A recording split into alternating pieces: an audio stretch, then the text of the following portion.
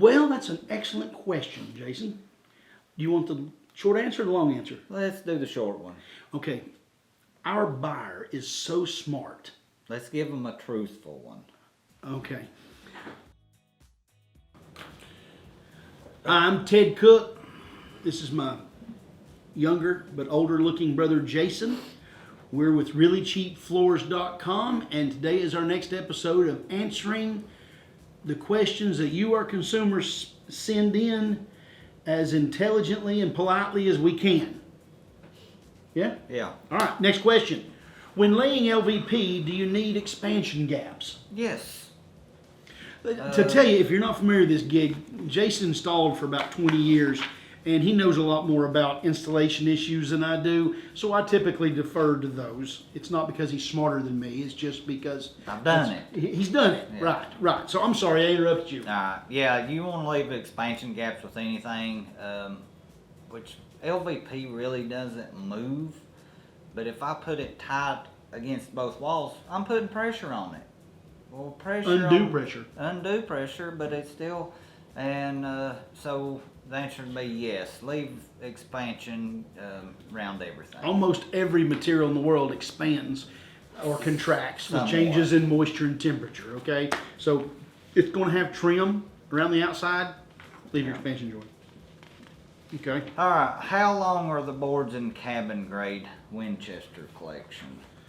Now, there's a question we have to be very careful with. By definition, cabin grade is going to contain more short boards than your higher end grades, a select or a builder grade. How long are they? They can be with the manufacturer we're using. Nothing's supposed to be under 10 inches. So really, it's about what's allowed or the average board length. In the higher grades, we have average board length specifications. To be a number one or first quality, has to have an average board length of 32 inches or greater. With cabin, we don't have that definition.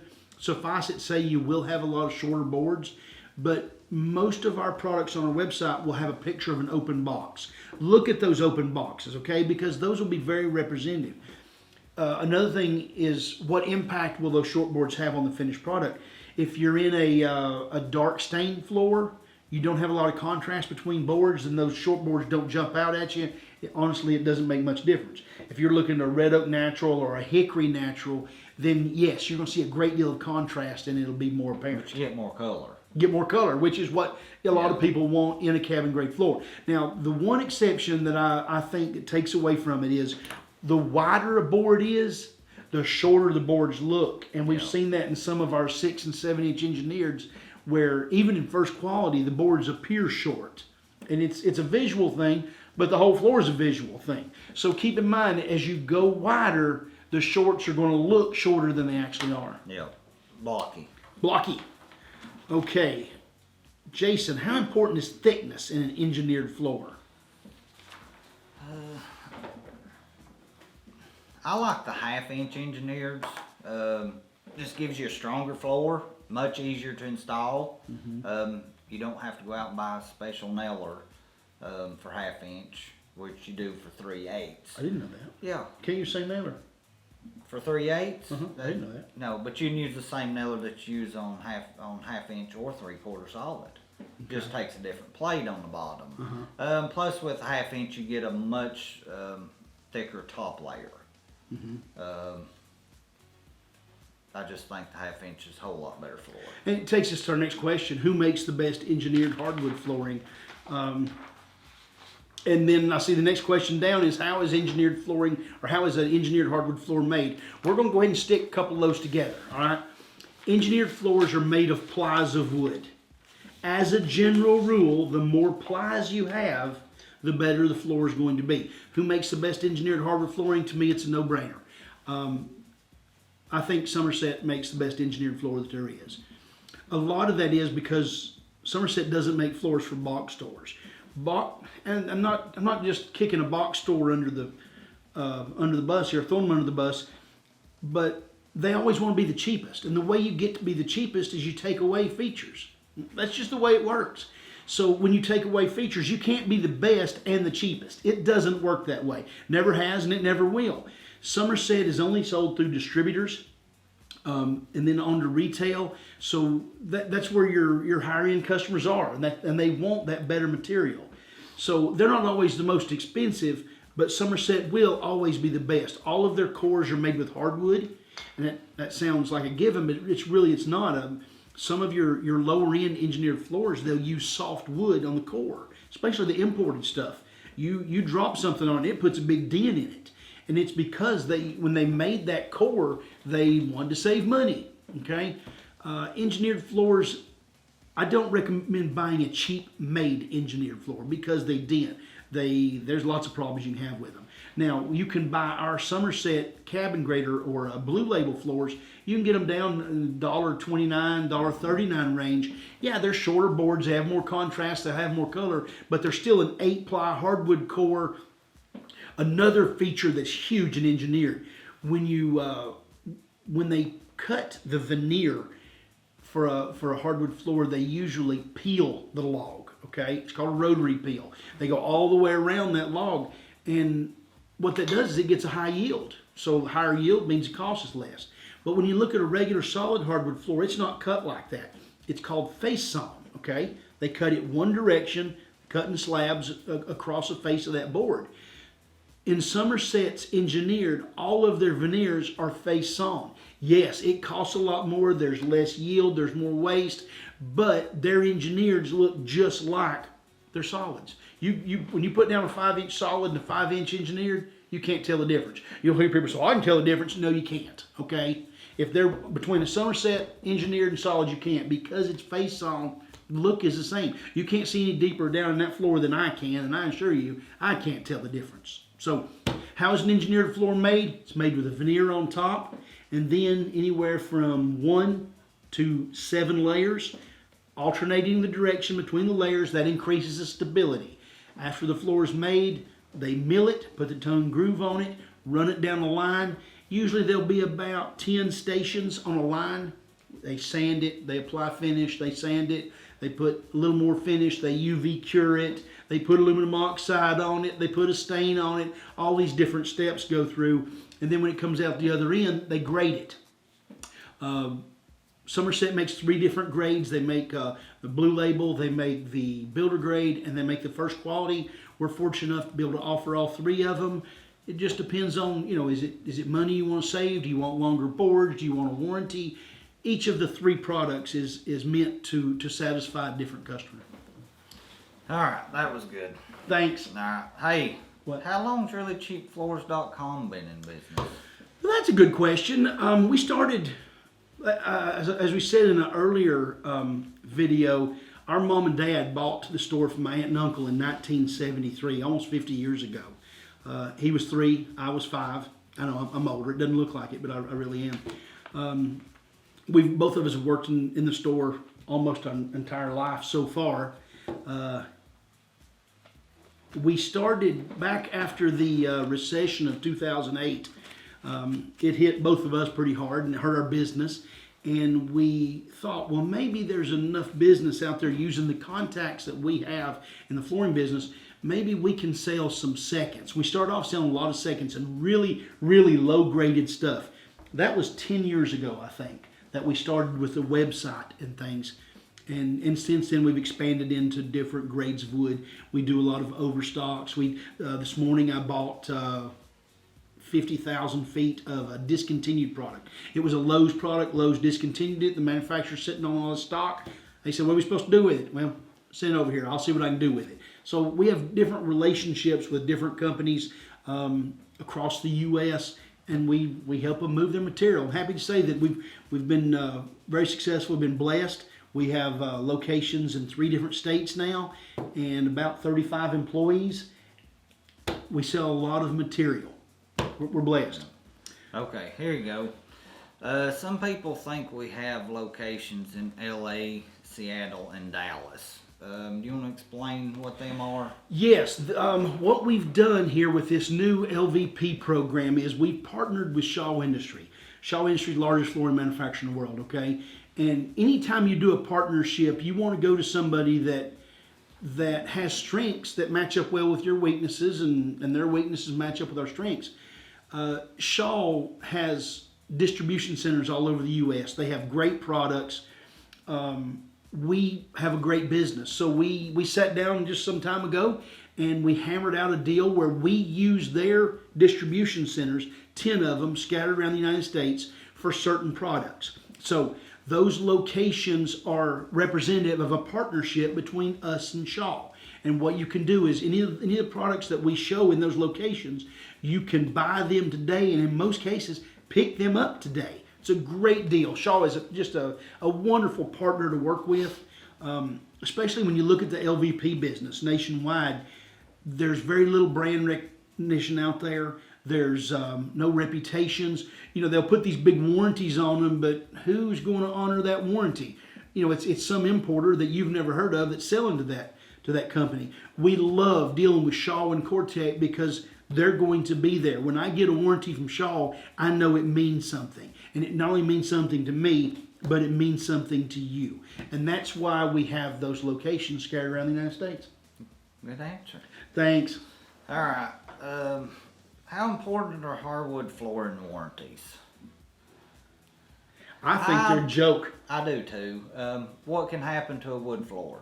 Well, it could warp and cup. Right. Does warranty cover that? No. What does a warranty cover? Finish coming off, or you're wearing the finish off in so many years? Which a lot of them do have, what, 30 to 50 year warranty? Really, what a warranty covers is manufacturing defects. If you're going to have a manufacturing defect, you're going to have it in the first 15 minutes after you open that box. Okay? Yeah. Very, very rarely do we have a claim. How long has it been since we had a hardwood claim that happened later? I can't remember the last one. About 15 years ago, we had a batch of wood that had shake in it, which means that the tree was maybe blown over a little bit too much in the windstorm. It didn't get the crack then. After it was milled, finished, installed, a month later, those cracks manifest themselves. That was 15 years ago. That's the last one of those we had. What really the biggest manufacturing issue you're going to have, it's off shade, it's off gloss, or a milling issue. And we don't see milling issues very often, okay? So when you take wood out of the box, and this is important for you installers, when your installers lay in the floor, if the boards aren't going together, don't get a bigger hammer. Stop. That's a warranty issue, okay? Yeah. If your installer installs that floor, it's yours, okay? Now, we can replace the floor. We're not going to pay that labor, okay? He should have known better than to put it down. And once you install it, I can't pay you back for that floor. We don't see a warranty issue maybe 2 or 3 times a year. Considering we sell millions and millions of feet a year, there's a very small percentage that you see a warranty issue on, but it happens. So if you'll give me a 15-minute warranty on the products I buy, I'm perfectly happy. A lot of customers think, well, it's got a 50-year warranty. It's going to last 50 years. Nope. I'm afraid that's not the way it works. The warranty is against manufacturing defects. It's not a performance warranty. Some of them will say we guarantee the finish not to wear through to the back. And that ain't going to happen. It's not going to happen. No. If you're going to see any damage to finish, it's going to be a change in gloss level, and that comes from normal wear. That's not a warranty issue. Okay. We want you to be happy with your floor. We want you to be comfortable with what you're getting. Gathering information like this up front is definitely the way to do it. Yeah. What's next, Jason? All right. Best type of hardwood flooring for my dogs. Well, I haven't met your dogs, but I'm sure they would like aluminum oxide. Yes, aluminum oxide. What he's saying is what a dog will do to a floor or a cat is change the gloss level, usually due to scratching, okay? Or it could possibly be denting. I have an English bulldog at home. He's a little large. So if you've got a softwood like a pine, you'll see that the dog's nails, make little dents in it. Yeah. If you'll buy a harder wood like a red oak or a hickory, that won't be a problem. The other thing you can do is to choose a floor that has a aluminum oxide finish, which is in hardwood is virtually all of them. Almost all floors have aluminum oxide, and that makes it really hard to scratch on the top. Another aspect of making a floor pet proof or pet friendly is, will it stand water? And that's one problem with hardwood. You can take the most expensive hardwood on the market. And around the dog's bowl, my English man, when he gets a drink, he drinks half of it and he spreads the other half around the kitchen. If you get water long-term over a floor, that polyurethane is going to soften. It's going to absorb moisture. It's going to raise the grain on it. It's going to look terrible. So, in the event you have an animal that has occasional spills, or heaven forbid that Fifi were to, have an upset stomach, an LVP floor is the way to go. You can't beat an LVP floor for pets. For pets, yeah. That's what it's for. It is. That and really poorly behaved small children. Yeah. Yeah. You can click together any of our LVP floors, and your house is pet proof. Okay. It doesn't actually clean up the mess itself. You have to do that. Yeah. But you won't be reminded. It won't hurt. Yeah, and you won't be reminded of the smell and the look for days. Yeah. What causes cupping in hardwood floor, Jason? Moisture. What else causes it? Nothing else. We get this call a lot. Yeah. And when I get the call, and they'll send me a picture, and I'll say, okay, you've got a moisture problem. And everybody says, no, I don't. Because they can't see the water. We can. It's manifested itself in the cupping of your floor. But you don't have to be able to see the water to know that it's a moisture problem. It's the moisture. We don't always know where it's coming from, but it is usually coming from underneath. It could just be high humidity. And it could be, if they ain't run their air or different things like that, but...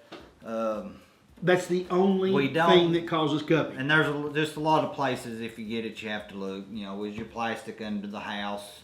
Or the vents on the sides of your crawl space open. Yeah. If it's a basement, is all the water running away from the house and not, check refrigerators, ice makers. Yes. It could be a ton of things, but that's the only thing. Yeah, we know when we see a cupping, it can only be caused by moisture. Now, if it happens immediately after your floor's installed, because moisture was high. Moisture was high when you put it in. That's right. If it happens later, especially if it's just a small area, you'll know that it's an accident. If it's happened the whole house, it's a relative humidity issue most likely. Okay, why is my engineered hardwood floor separating? Same thing. It's got some moisture in it. It's causing the boards to expand, and it's not intended to handle that. Either if it's a locking floor, it wasn't intended to handle that much movement. If it's a nailed floor, it's just moving. Okay, get rid of some moisture in the house. That's most likely your problem. It's not a bad idea to have a hygrometer. If you're going to have a hardwood in a house, go buy you a $15 hygrometer to build and supply. Stick it on the wall. Keep an eye on it. Yeah. If the hygrometer moves, you need to fix it. Okay, here we go. Where are your hardwood floors made? Almost all of our floors are made either in Kentucky or Tennessee. As a general rule, we do not buy floors that are imported. That being said, I bought some this morning because it was a beautiful natural hickory and it was a bargain. But almost all of our engineered floors are made in Tennessee. All of our solid floors are made in Kentucky. Let's see. Oh, we missed one here. Hold on. Why should I use Cortec LVP over any other manufacturer? Well, Cortec doesn't cut corners, okay? Cortec was started by a guy named Pete. Pete started the business in his guest bedroom, put his office in his guest bedroom. I've met Pete. Oh my goodness, you talk about a smart guy. Pete and his people at Cortec have been responsible for more advances in LVP than any other manufacturer in the world. Most of what you find out there that made the product better, Pete came up with. Great bunch of people. They were so successful with their locking system and their wear layers that Shaw couldn't compete with them, so they went out and bought them. About 5 years ago, Shaw bought, it was U.S. Floors, Cortec, bought them out. Now they're all one big company, but they're still quite separate. The Cortec products are made differently than the Shaw products. We carry both with an emphasis on Cortec. A couple things. Cortec does not make a product without a balancing layer. They refuse to do it. If you want a cheap floor that's going to move on you badly, you're going to have to buy it from somebody besides Cortec. They only use Cork. cork on the Yeah. back, a natural not recyclable, but environmental friendly product. All of their products have a cork back. They also feel really strongly about their UV acrylic finish. They think it is the best looking, most attractive finish in the industry, and you have to agree. They can reach some low gloss finishes with their finish that nobody else can do. We've really enjoyed working with Cortec. They're just a step above the other suppliers that we use. All right, next question. All right. Can I install a solid hardwood floor over concrete? I guess that's for me, huh? Yes. Yes, it can be done. Recommended not. I've done one. I installed for 26 years. I did one solid over concrete and swore I'd never do another one, and I never did. If you're going to do wood over concrete, use an engineered. The big difference is engineered is made perfectly straight, so I can get the boards together and don't have to worry about it.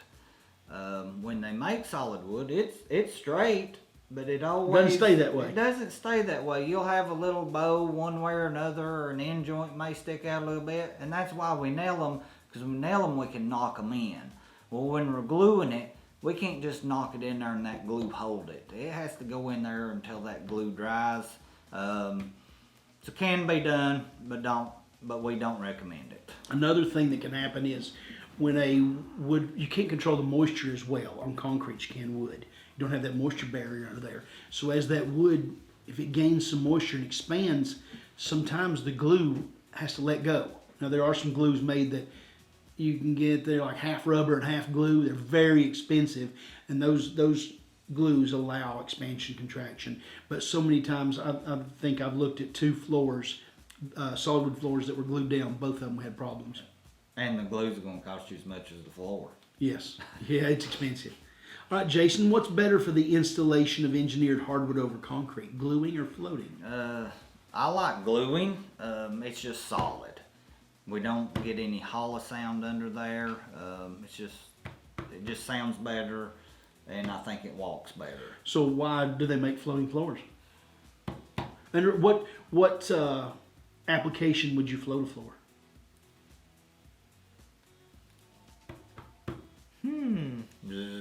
Yeah. Most of the time we recommend our customers, the only time we float a floor is when we're going to spend so much money prepping that floor that it's just not going to work. If you got a lot of low spots in your floor, you can't glue it. There's too much give in it. High spots, whatever, then you can float a floor. And honestly, in some low-end applications, in a rental or a cheap flip, it can be a lot cheaper to float a floor. We don't like to float a floor. We always say nail it if you can nail it. If you can't nail it, glue it. If you can't glue it, float it. So it's there. It's a good do-it-yourself product. So that's sort of our story on that. All right, Jason, here's a really easy one. I'll let you do it. Can you explain the different types of transition strips and how are they used? Okay, there's only 3 types of transitions. One's a stair nose, one's a T-mold, the other would be a reducer. Stair nose, pretty self-explanatory. We can only use that at a step down. If you're going down the steps, the top of the top layer going to the landing, would use it there. If you had a loft, you'd use it there, but it's the only place you can really use it. Or if you have a drop down living room, which some have, you'd put it on that step to that. Next one would be a reducer. It reduces, I take it. It does. That was a joke, Jason. Yeah. Reducer, you'd use it if we was doing wood to vinyl or wood to nothing. Or wood, 2 different woods. LVP 1 3/8, 1 3/4. Yes. Any difference in height, you use it to reduce. And then the next would be T-mold. T-mold is if you have 2 different floors and they're coming out the same height. Or similar height. Or very, very close in height. It just caps them off. Like if I was doing wood to tile, or if I did wood to wood, I did a room later, but it was running a different direction. Right. You know, put a T-mold there. Or if your two rooms have butt ends coming into each If other. it has, butt ends and you can't tie them in, just tee it off. It looks good and gives it a good look in the doorway. Those are really good answers. Yeah, Thank you're you. welcome. Yeah. All right, since you did so well with that one, I'm going to let you have this one. What's the first step in starting a hardwood floor? Checking the moisture. Checking the moisture. Well, once we get past the checking the moisture, what's the first step in starting a hardwood installation? Straight. Finding a good long wall, straight wall. Biggest thing is getting it started straight. We don't want to get to the other side of the wall and we have 1 inch on one side and 3 inches on the other for our last board. And we can't really control it. If the walls are out of square, there's nothing you can do about it. There is, but you can measure and you can cheat a little bit on that if you want to. So my wall, when I'm running down the hall, I don't have a big crooked space or a big crooked wall where everybody sees it when they first come in. And keep in mind, when you do it where it's hidden. We don't want it in front of our kitchen cabinets, where we're looking at it all the time. And you got to remember, we have to run it perpendicular to the trusses. Yes. Okay, so we've already decided we're going to start either on that wall over there or that wall over here. These two aren't an option. Okay, it has to be one of those. And if one wall's long and the other one's cut up, especially with doorways in it, we want to start on the long one. Right. Because it minimizes, all right? If we start over here on the chopped up wall and we lose 3 inches on that wall, you're gonna be able to tell it. If we start on that wall and finish up 3 inches out on the chopped up wall, you can't tell it. Because usually a long outside wall is gonna be your straightest anyway. Right. That's why we usually recommend starting there. Right. Okay, let's see. Why do some hardwood floors dent so easily? It's a softer wood. That's it? What else could it be? Well, if it's an engineered floor, it's still a softer core. Softer core. It's just being soft. Yeah. When you buy a floor, that certainly needs to be something you look at. What is the density of the wood? How's the Janka score? Or if it's engineered, is it a quality?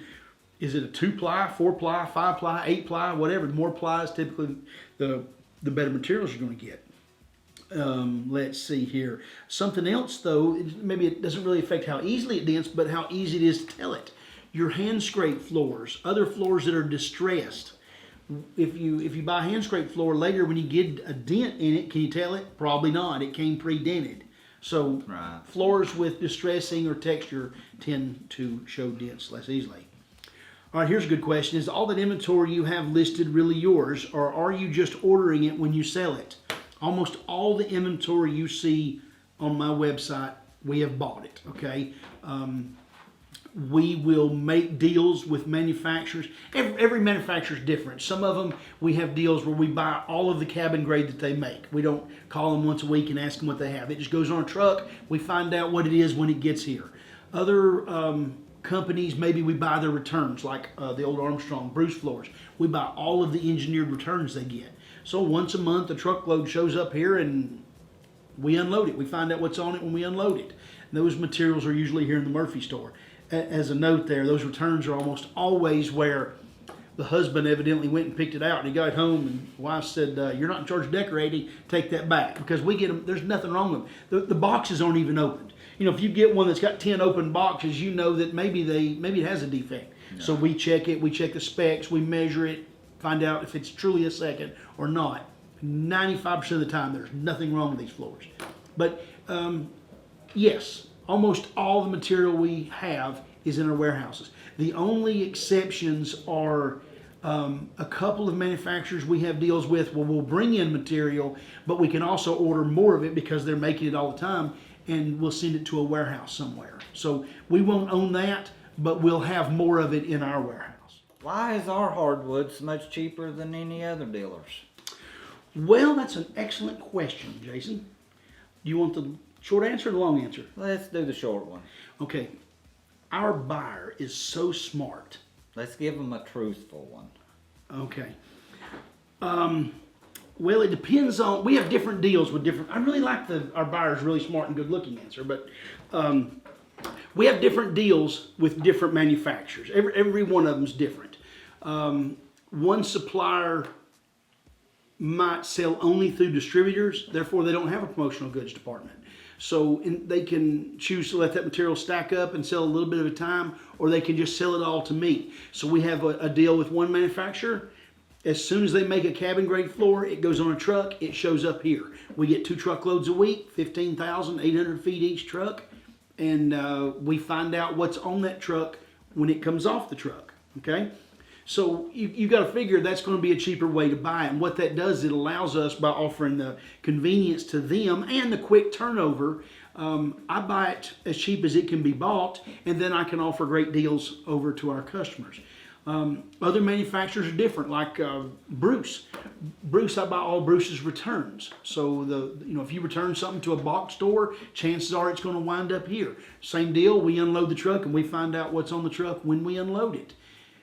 If we see a bunch of open boxes, then we'll start inspecting it and making sure. We inspect all of them, but if we see a bunch of open boxes, it makes us think, well, maybe this was installed and it had some issues. Most of the time, it's some guys bought it and he got home and his wife said, "I can't believe you bought that without my opinion. Take it back."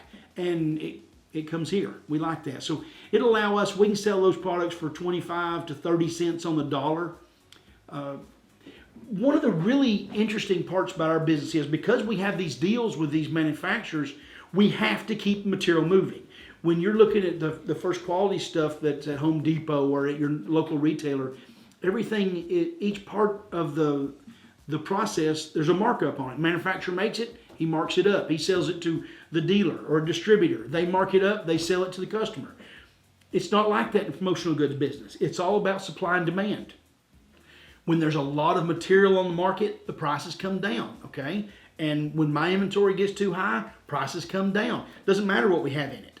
It has to leave here, just like the manufacturers' warehouses, when they get full of material, first quality, discontinued, whatever it is, it has to leave there. And that's when they call us.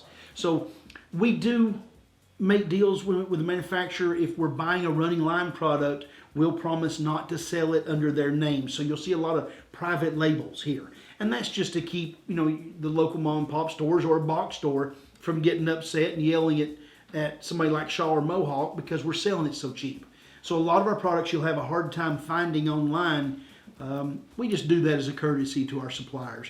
It's the biggest reason we can buy cheap is because of relationships we have with some amazing suppliers. And that's sort of my long answer. That's what I thought. Oh, come on, it's not what you thought. All right. Okay. Done. No, he said Oh, that's just thought. Oh, okay. Listen, that was fun, but they're making me quit now. Okay, I quit.